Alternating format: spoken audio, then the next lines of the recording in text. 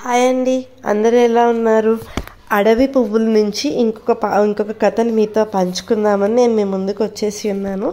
ఈరోజు మనం చెప్పుకోబోయే కథ రాజమార్గము. అయితే అనగనగా ఒక రాజు. ఆ రాజు తన రాజ్యంలోని ప్రజల సౌకర్యార్థం ఒక మంచి రాజమార్గము నిర్మించాడు. అయితే ప్రజల ఉపయోగార్థం దాన్ని ప్రారంభించడానికి ముందు చిన్న పోటీని నిర్వహించాలని తీర్మానించుకున్నాడు. ఆసక్తి గల వారందరూ పాల్గొనవచ్చునని అనేక మందిని ఆహ్వానించాడు. వారి ముందున్న సవాల్ ఏంటంటే, ఈ రాజమార్గంలో ఎవరు అందరికంటే శ్రేష్టమైన రీతిలో ప్రయాణించగలరో వారికి తగిన బహుమానం ఇవ్వబడును. ఆ మార్గం ఏదైతే ఉందో అందులో ఎవరు డెస్టినేషన్ చేరుకుంటారో, ఎండ్ వరకు రీచ్ అవుతారో వాళ్ళకి చాలా మంచి బహుమతి ఉందన్నమాట. అదేంటనేది రివీల్ చేయలేదు, కానీ మంచి గిఫ్ట్ దాచి ఉంచారు. వాళ్ళు శ్రేష్టంగా చాలా మంచిగా ఆలోచించి ఆ టాస్క్ని వాళ్ళు కంప్లీట్ చేయాలి. నిర్ణయింపబడిన దినమున అనేక మంది పోటీలో పాల్గొనడానికి ముందుకొచ్చారు. ఒక డే డిసైడ్ చేశారు కదా, ఆ డేను చాలామంది వచ్చారనమాట. కొంతమంది ఏమో అందమైన రథములతోనూ, కొంతమంది మంచి వస్త్రధారణతో, అంటే మంచి మంచి బట్టలు వేసుకుని, మరి కొంతమంది ఉంగరాలు జుట్టును సవరించుకుని బాగా అలంకరించుకుని డెకరేట్ చేసుకుని వాళ్ళు రెడీ చేసుకుని వచ్చారనమాట.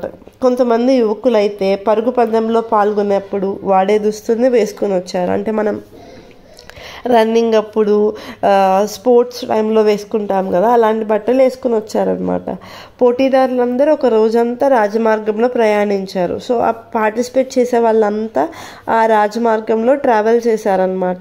సాయంకాలంలో తిరిగి వచ్చి ప్రతి ఒక్కరు వాళ్ళంతా తిరిగేసి సాయంకాలం అయ్యే టైంకి వచ్చేసారనమాట. వచ్చేసి ఒక కంప్లైంట్ చెప్తున్నారు రాజు దగ్గరకు వచ్చి. ప్రతి ఒక్కరు చెప్తున్నారు, ఒక స్థలములో రోడ్డు మధ్యలో పెద్ద రాళ్ల కుప్పు ఉన్నది అని రాజుగారితో ఫిర్యాదు చేశారనమాట.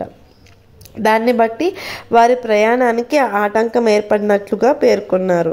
సో వాళ్ళకి అది ఒక ఆబ్జెక్ట్ అడ్డుగా ఉంది, వాళ్ళు కంప్లీట్ చేయలేకపోయారు, అటువైపుకి వెళ్ళడానికి ప్రయత్నమే చేయలేకపోయారని చెప్పి వాళ్ళు కంప్లైంట్ చేశారనమాట. కానీ ఒక్క ప్రయాణికుడు మాత్రం తన ప్రయాణాన్ని ముగించి ఎంతో అలసిపోయిన వాడై, చూడ్డానికి చాలా బలహీనంగా అలసిపోయి చెమట కారిపోయి చాలా నీరసంగా ఉన్నాడనమాట.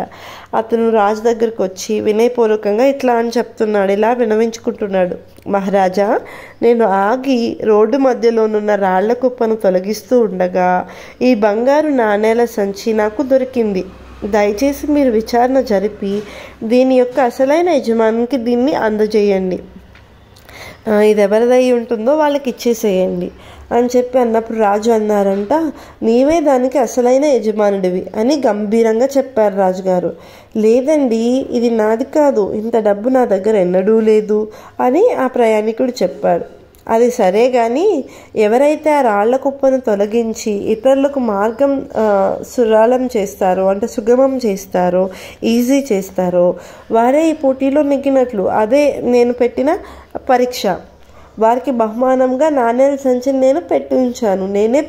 అది అక్కడ మనం ఇందాక చదువుకున్నాం కదా, ఈ రాజమార్గంలో ఎవరు అందరికంటే శ్రేష్టమైన రీతిలో ప్రయాణించగలరో వారికే తగిన బహుమానం ఇవ్వబడినని రాజు చెప్పారు కదా, స్టార్టింగ్ కథలో మనం విన్నాం కదా.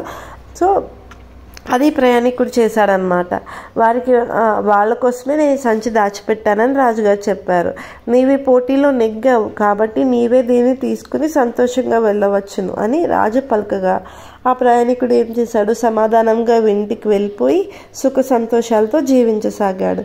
అతనేమీ ప్రైడ్గా బిహేవ్ చేయలేదు, నేను గెలిచానని సంబరపడిపోలేదు, కానీ అది తీసుకుని పీస్ఫుల్గా హంబుల్గా ఇంటికి వెళ్ళిపోయి హ్యాపీగా జీవించాడనమాట. మనకి ఈ కథ నుంచి మనకి ఏమర్థమవుతుంది, మనం జీవితంలో ముందుకు వెళ్తూ ఉన్నప్పుడు మనకు కూడా చాలా అంటే రాజమార్గంలో మనం వెళ్ళాల్సిన మార్గంలో వెళ్తున్నప్పుడు చాలా అడ్డంకులు వస్తాయి. అలా అని మనం షార్ట్ కట్స్ తీసుకుని ఎక్స్క్యూజెస్ చెప్పేసి మనం ముందుకు సాగిపోకూడదు. కానీ మనకు వచ్చిన అడ్డంకుల్ని మనం ఓపికతో, శక్తితో, దేవుడి శక్తితో వాటిని తొలగించాలి, వాటిని పక్కకి దాటుకుంటూ వెళ్ళాలి, వాటిని ఆ పరిస్థితుల గుండా వెళ్ళాలి, కానీ వాటిని తప్పించుకుని షార్ట్ కట్స్లో వెళ్ళిపోకూడదు. అప్పుడే మనం రాజమార్గంలో వెళ్ళినట్టు, అప్పుడే మనం చేరుకోవాల్సిన గమ్యానికి వెళ్తాం, పొందుకోవాల్సిన బహుమతిని పొందుకుంటాం. అలా కాకుండా మనం ఎక్స్క్యూజెస్ చెప్పినా, షార్ట్ కట్స్ వెతుక్కున్నా మనం పొందుకోవాల్సిన బహుమానాన్ని, చేరాల్సిన గమ్యాన్ని చేరుకోలేమన్నమాట. ఇది చాలా చిన్న కథ కానీ చాలా అర్థమున్న కథ అన్నమాట. అయితే మనం బైబిల్ గ్రంథం నుంచి చూసుకున్నట్లయితే యెషయా గ్రంథము 35వ అధ్యాయము 8వ వచనంని మనం ధ్యానించినట్లయితే, అక్కడ దారిగానున్న రాజమార్గము ఏర్పడును, అది పరిశుద్ధ మార్గం అనబడును, అది అపవిత్రుల పోకూడని మార్గము, అది మార్గమున పోవు వారికి ఏర్పరచబడును, మూడులైనను దానిలో నడుచుచు త్రోవను తప్పక ఇందురు. సో అది పరిశుద్ధ మార్గం అనబడుతుంది అనమాట. అక్కడ అపవిత్రులు, ఎవరైతే తప్పు చేస్తారో, చాలా డర్టీ థింగ్స్ చేస్తారో అలాంటి వాళ్ళు ఆ మార్గం కూడా వెళ్ళకూడదు అనమాట, వెళ్ళలేరు కూడా.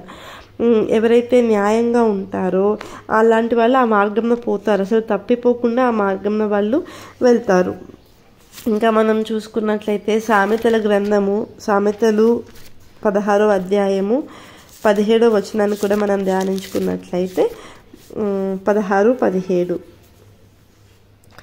చెడుతనము విడిచి నడుచుటే యథార్థవంతులకు రాజమార్గము, తన ప్రవర్తన కనిపెట్టువాడు తన ప్రాణమును కాపాడుకొనును. మనం ఎప్పుడైతే చెడుతనాన్ని విడిచి నడుస్తామో అదే మనకి రాజమార్గము, అది యథార్థవంతులకు రాజమార్గము. రాజమార్గం అంటే హైవేస్, అంటే రాజులు నడిచే మార్గము. మనం రాజులము, యాజకులము, మన తండ్రి యొక్క కుమారులం కదా. మన తండ్రి ఎలా అయితే పిలువబడతారో మనం కూడా అలానే పిలువబడతాం కదా. సో మన తండ్రి ఎలాంటి మార్గంలో నడుస్తాడో మనం అలాంటి మార్గంలో నడిస్తే మనము మంచిగా, అంటే మన ప్రవర్తనను మనం కాపాడుకున్న వాళ్ళం అవుతామన్నమాట. తప్పిపోయిన వాళ్ళం కాకుండా మన ప్రవర్తనని సక్రమంగా పెట్టుకున్న వాళ్ళం అవుతాం. సో సరి అయిన మార్గంలో నడవడం అనేది చాలా ప్రాముఖ్యం అన్నమాట. ఇష్టం వచ్చినట్టు బ్రతకకుండా ఉండాలి. అలా ఉండాలంటే మనం దేవుని యొక్క వాక్యాన్ని దినదినము ధ్యానించాలి. కీర్తన గ్రంథంలో ఇలా ఉంటుంది కదా, 119వ అధ్యాయం 105వ వచనంలో, నీ వాక్యము నా పాదములకు దీపమును, నా త్రోవకు వెలుగై ఉన్నది. మనం ఆయన వాక్యం చదివినప్పుడు అది మన పాదములకు దీపము, మన త్రోవకు, మనం వెళ్ళే వేకి వెలుగై ఉన్నది. అప్పుడు ఆ వేలో మనం నడిస్తే అది మనకి, వాక్యం అనే వెలుగులో మనకి రాజమార్గం ఏంటి అనేది మనకి అర్థమవుతుంది అన్నమాట.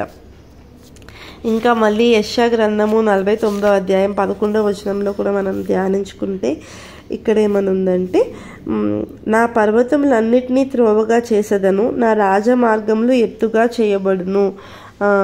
సో ఇక్కడ చెప్తున్నారనమాట దేవుడు, నా పర్వతములన్నిటినీ త్రోవగా చేస్తాను, నా రాజమార్గములను ఎత్తుగా చేస్తాను అని చెప్పి ఇశ్రాయేలు విమోచకుడును పరిశుద్ధ దేవుడునగు యెహోవా సెలవిస్తున్నాడు అనమాట.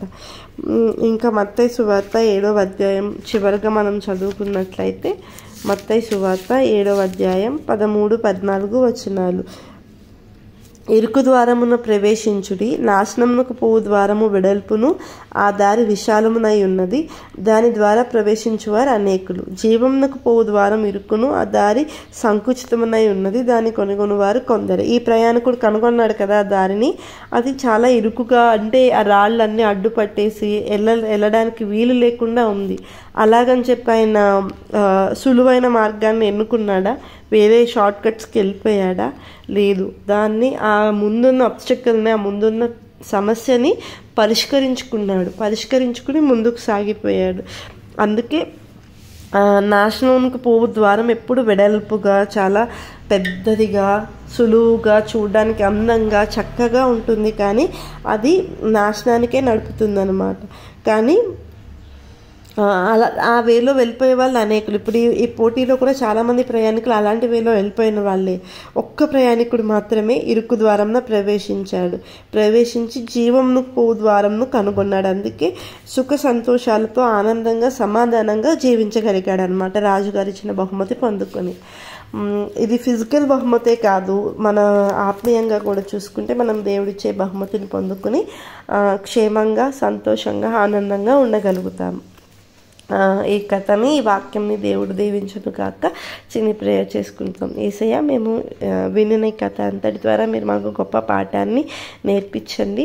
మేము కూడా రాజమార్గాన్ని వెనుకోవడానికి సహాయం చేయండి. మా చుట్టూ వస్తున్న ఇబ్బందులను, ఆటంకులను ప్రభు వాటిని ఎక్స్క్యూజెస్గా, కంప్లైంట్స్గా కాకుండా వాటిని పరిష్కరించి ముందుకు సాగే వారిగా మేము ఉండడానికి సహాయం చేయండి. ఎవరు ఎలా ఉన్నా ఓపికగా, నెమ్మదిగా ఉండడానికి సహాయం చేయండి. మౌనంగా, సమాధానంగా, వినయంగా ఉండడానికి సహాయం చేయండి. మీరే తోడై ఉండండి, మీ కృప చూపించండి. అందరితో ఉండండి, అందరినీ రక్షించండి. అందరి పట్ల మీ కార్యం జరిగించమని కోరుకుంటూ మా యొక్క చిన్ని ప్రార్థన మీ పాసందుకు చేర్చుకొని తండ్రి. ఆమేన్. అందరికీ థ్యాంక్స్ అండి.